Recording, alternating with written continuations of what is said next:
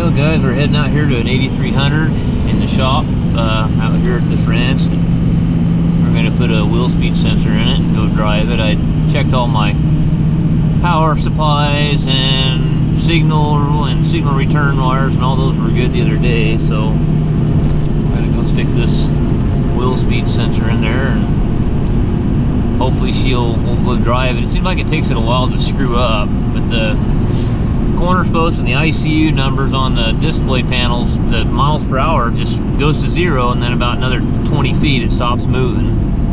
So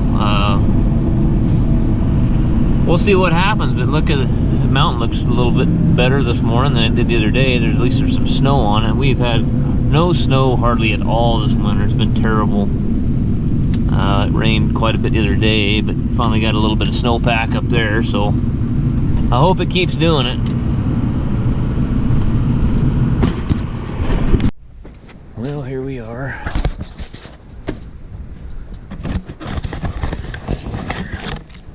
Oh, this one's tough to get into here.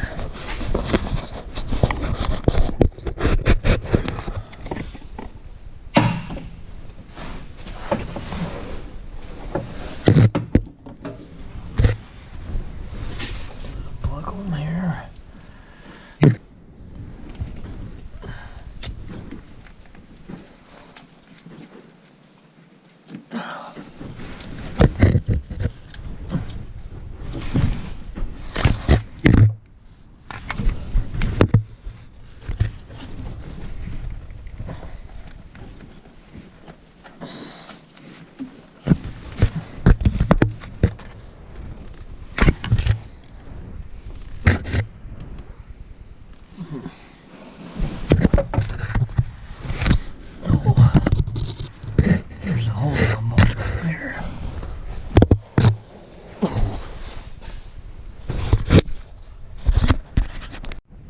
Well, we got the wheel speed sensor changed.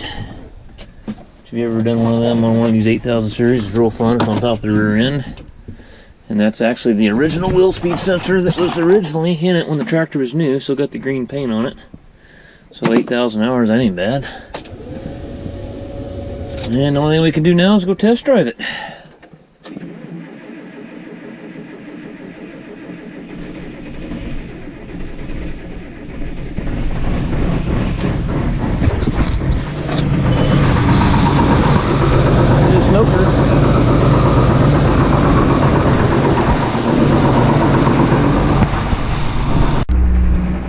Well, there we go for the test drive in the old 8300. What was going on was the corner post display and the ICU would both go to 0 and then it quit moving, but it took a good 20 minutes of driving it around to get it to do it. This ranch out here is just beautiful. Sitting in a valley out here. And used to be my great grandpa's used to own this ranch. He had 8 sections back here. You see the mountains over there. Ah, it's just beautiful back in here.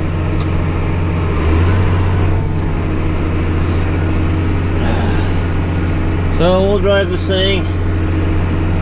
Have to go through a gate up here. I'll show you up here. Up here, that's the original house right there. Actually, the original house is back over in the corner, back in the pine trees. But that pond right there, he built that pond.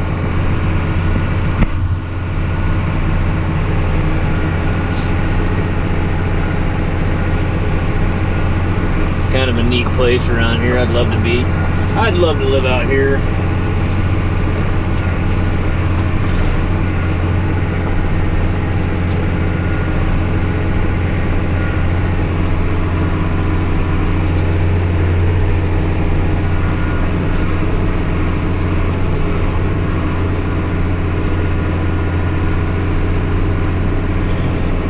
Get back in the fence there, you son of a bitch. Get out of here, you horse.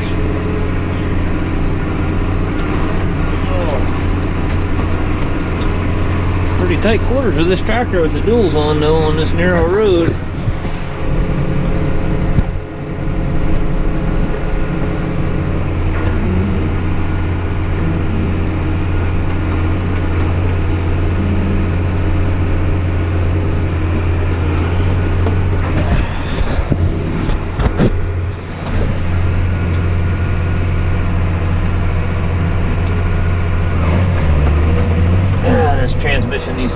calibrated bad. The wheels, the shift's way too hard between clutch ranges.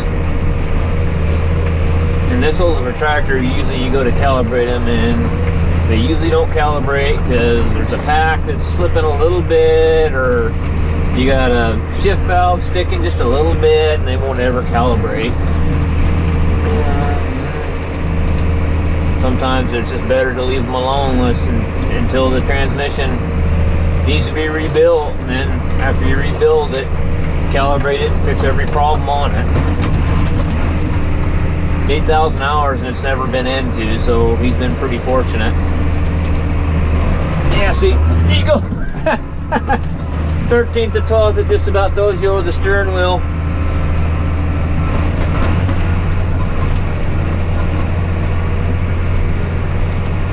These 8300s, these were good tractors, real good tractors. Compared to that 6170R pile of shit that I've got in the shop, I'd have this thing any day.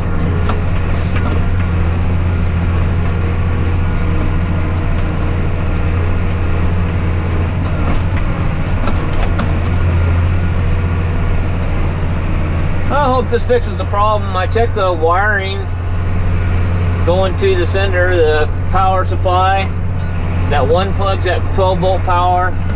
The other one's got the 5 volt reference, and the other one's a signal return, and they're all good. I checked it. It took me about 4 hours of tracing down stick to make sure everything was good the other day. And I said, man, it's got to be the wheel speed sensor.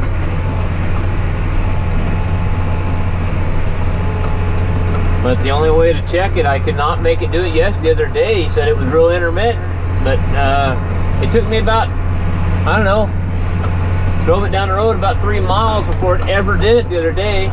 And then both the ICU and the corner post just went to 0, and then it did it quite regularly after that. There we go to 13th. 12th to 13th is, oh boy, it's tough.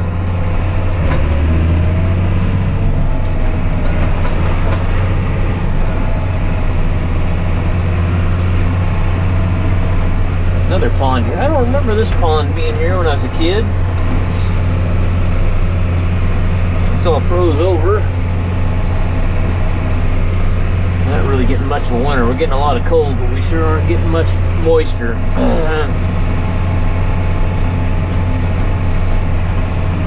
I think what I'm going to do is figure this thing out, and then we'll just push the clutch in to stop, and then start back out in 7th gear instead of downshifting from 13th to 12th, because it just about throws you through the window.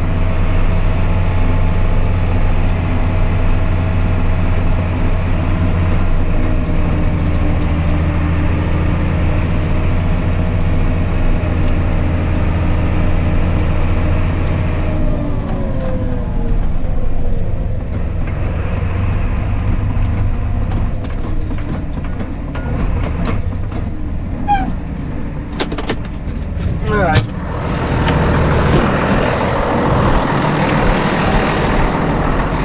I'll close that behind me. If there are cows, a good cattle guard there. Yeah, I better close it.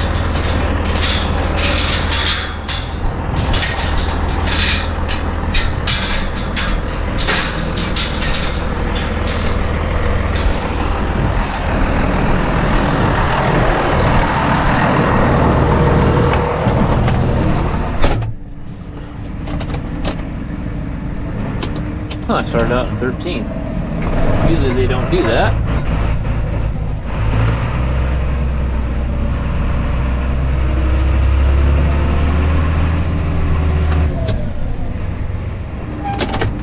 They might have that gate closed because that one horse is out. I don't know. I don't think that horse would go over that cattle guard.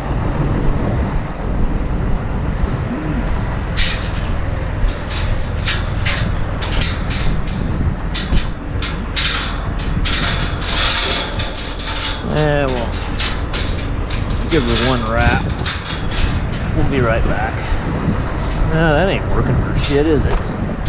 That's why they had 2 of them on there.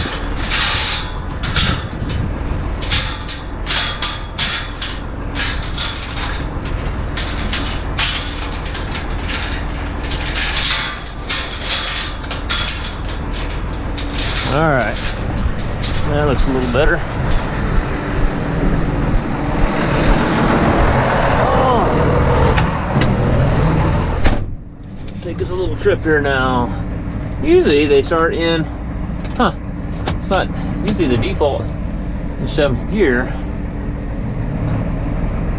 I think that's if you shut key off and start it again. That's what it is. I get a lot of you guys asking questions, and I put such long hours in that I ain't gonna lie to you, to get home I just, shit, I just want to be done. And so I do try to answer them. Sometimes I just don't get to them. I'll do the best I can though. I had one guy ask me about an 8330, I think it was. Uh-oh. Oh, phone call. Hello? Hello? Bad ground, huh? Well, that makes a lot of sense. Usually when you get weird problems that you can't figure out, it's usually ground related. Started right up, huh?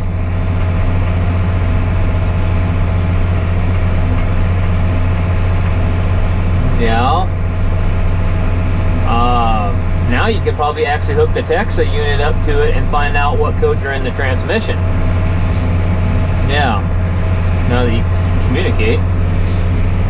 I should have just left the damn thing. I didn't need it. I should have just left it there with you. Think about it.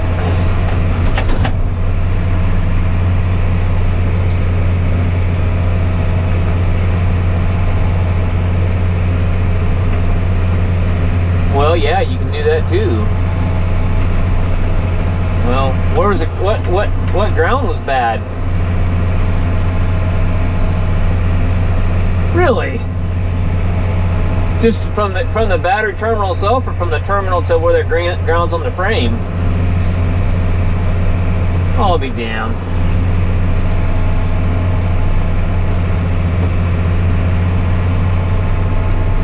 It's just amazing to me how it must be one of the little wires coming. Yeah, I was gonna say, because the main ground, it was cranking over real good. Well, that's a, well, good. I'm glad you got her. That's good to hear.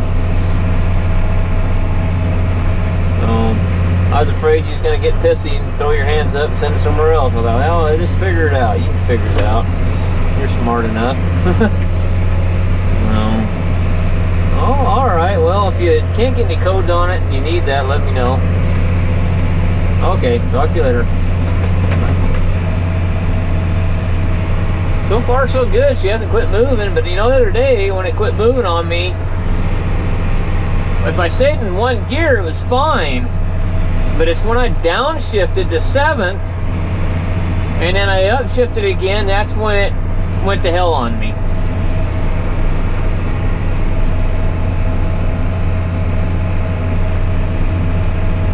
Let's try downshifting to... Oh, here we go. I'm gonna push the clutch in.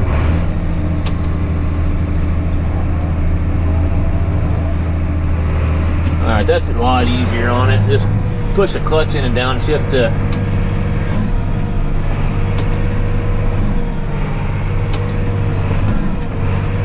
Ninth eight's pretty rough too.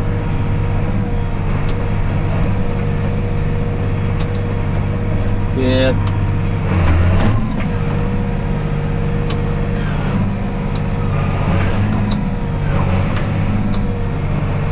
The other day it took me, well, the tractor was sitting right here, and it took me from here all the way to the highway, which is another couple miles, and I don't know, maybe a quarter of the way back before it finally screwed up on me to where it would default to neutral.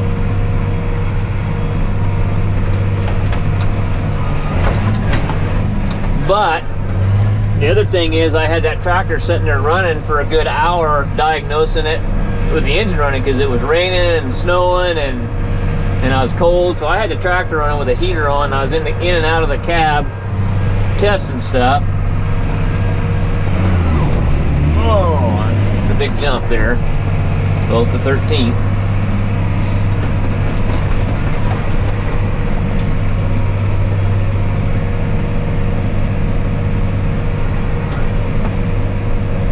Yeah, the book, there's no, the service advisor, if you look this PCU 51 code up, it's kind of a confusing code. There's like 4 different steps for that code, but some of them, if you look at the right hand side of the description, it tells you only do this step for PCU 18 and something or other. But anyway, if you get a CCU 05 code, then you're supposed to go to CCU 05. Says the description, this is for PCU 50 and 51. I didn't quite understand what they were trying to say there. But there was a bunch of hydraulic tests, like if you get a shift valve or a shift coil that's pulling too much electrical current, it'll kill the speed sensor circuit and make it default to neutral. I knew this one was electrical. If that display goes to 0 on both the corner post and right here, it's, you know, it's not reading back there. It's electrical. So I just ignored the hydraulic parts of it. I mean, I spent probably an hour and a half looking at stuff on the service advisor there, trying to figure out which step I need to take, and then trying to find where some of the connectors were and all that kind of crap.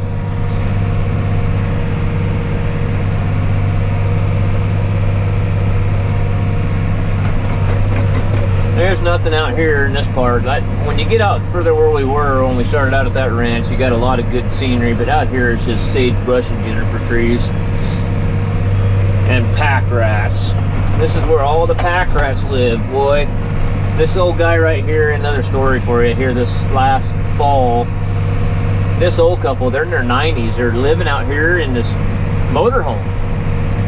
And they're not from here, they're from about 40 miles south of here. He called me one day and said that his motorhome wouldn't start, and I said, well, I don't really work on motorhomes, but I'll try to help you out. Anyway, the old guy, you know, his motorhome wouldn't start, and I didn't know anything about him being out here, so he told me where he was at. Right there on the phone, I told him, I said, well, I can tell you right now, sir, that you got a pack rat problem. They've chewed the coil wire in two, because he told me it had a gas motor in it, a Vortec 454. And I said, I can tell you right now, you got a pack rat that chewed your coil wires in two, or ignition control wires going to the ignition control module or something. That is pack rat alley. So sure as hell, I came out here and I opened the hood up and I seen the rat shit on the radiator support, and then they had already chewed up a bunch of the insulation on the, you know, that insulation they put over the suction line on the air conditioning hose. They chewed half that shit off there. They'd been chewing on the insulation on the firewall. And I said, you got to leave the hood open this when you're not driving it. He says, what?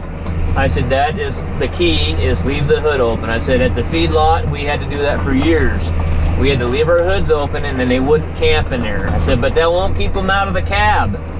I said, you need to get, I forget, there's some other things you can do. I said, but the short of it all, to keep the pack rats out, the only solution is to trap them and kill them, or you'll never get rid of them. I mean, them some bitches will tear shit up and cost you more money and more grief. I've had them go out to these tractors, and people leave them out in certain areas in the valley out here, and they'll chew the, I mean, they'll chew the wiring harnesses in two on them and just cause complete havoc. And cost, I mean, I had a pack rat a couple years ago. By the time we did the wiring harness and everything on that tractor, that guy was into it for about $4,000. By the time we drug all the harnesses out there, well, you know, tracing stuff down, we'd fix one spot, and then we'd go, well, there's another spot. Well, they chewed on it over here. And pretty soon, after, you know, 5 or 6 hours of dicking around there, fixing spots here, I said, just get a harness for it. Just get a whole harness for it and change the whole damn thing. You know, we're going to be chasing our tail here forever. And he learned his lesson there. He said, I'll never park that tractor out there again.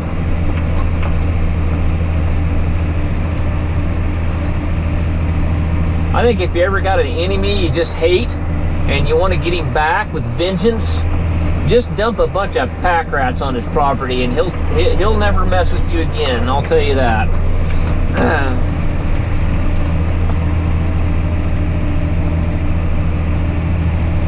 Well, so far so good. I'll be back here in a little bit, guys. I guess when hopefully we'll make it back to the shop there where we left, and everything will be golden. We're almost to the highway now. Well, we've turned around and we're heading back. So far so good.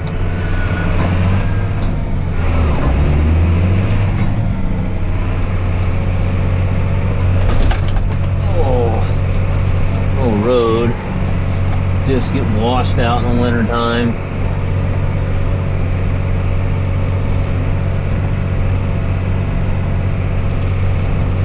Lever's Lane is actually a county road, but sure as hell they can't get the county out here to take care of it.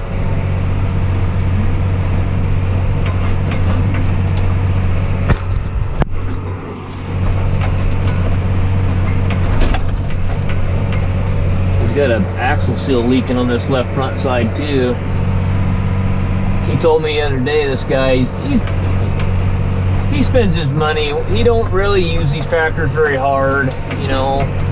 And he told me the other day he seen that 6170R in the shop there. I was telling him about it actually, and he says, you know, after I hear stories like that, he says, I think I need to take better care of these things. He says, I don't want one of them new ones. He says, those things sound like junk. I said, they are junk. I said, I can tell you right now, them 40-45 motors, those 60-68 motors, with 4-valve heads on them, they're having huge problems with them 4-valve heads right now, dropping valves. They're just absolute shit. You know, these old sumbitches here just run forever.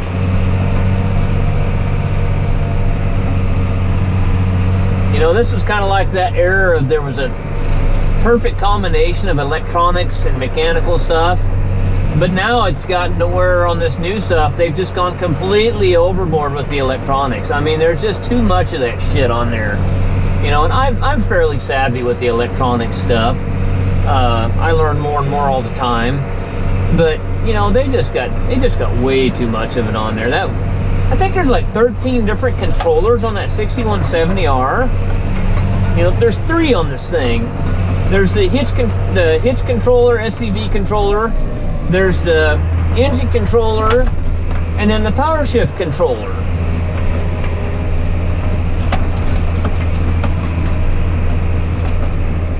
And you rarely have problems with these older controllers too. It seems like the new ones are always taking a shit on you.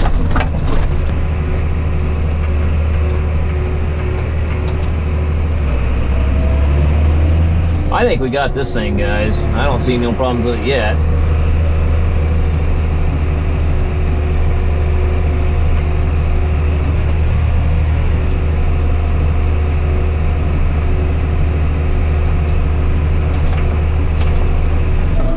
I've met some pretty good guys on this YouTube thing. I'm glad that I did it. And it's good, like Tim and Mike over at Complete Diesel Service and on the East Coast there. It's good that guys like us can share information. Ryan Gleddy, he's a good guy, another good mechanic. It's good when guys like us can share some information between us and save ourselves some money. The problem with being local like this, I got one guy that's really good there, named Pete, and he's a damn good mechanic. Really, he was worked for John Deere for 25 years. And when I get something I can't quite figure out, I call Pete. And Pete's real sharp on that, but you know, I've worked on a lot of trucks and pickups and stuff like that Pete hasn't worked on. And if he gets one that he's having trouble with, he'll call me. But he's about the only guy around here that I'll call. Everybody else works at the dealer, and they feel like us 2 independent guys are cutting them out of their money, and it's like some competitive thing, and they don't like us, and which is, I don't know why. I mean, we're just trying to make a living and provide for our family. I don't see what's the matter with that. But anyway, yeah, there's some kind of beef there, but Pete's about the only one I can talk to, so it's nice when you can get other people across the country that have experienced, you know, different things that you can talk to about and get their perspective on it.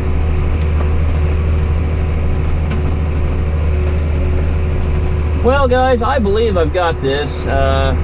I just appreciate you guys watching this short little video about the 8300. So hopefully if you run into that corner post display goes to 0, ICU display goes to 0, check your power from fuse F1, B terminal on the fuse panel. You'll see a single wire coming off that. It's wire 502A, and that goes clear back to that red 1 plug-in on the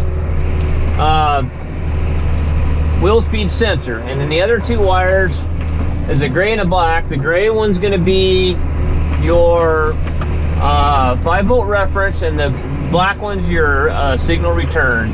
Check those 3 components, and if they're good, and it's more than likely the wheel speed sensor. I doubt it's the controller, but it's more than likely the wheel speed sensor, about 10 out of 12 times, so maybe 9 out of 10. So, all right, guys, thanks for watching.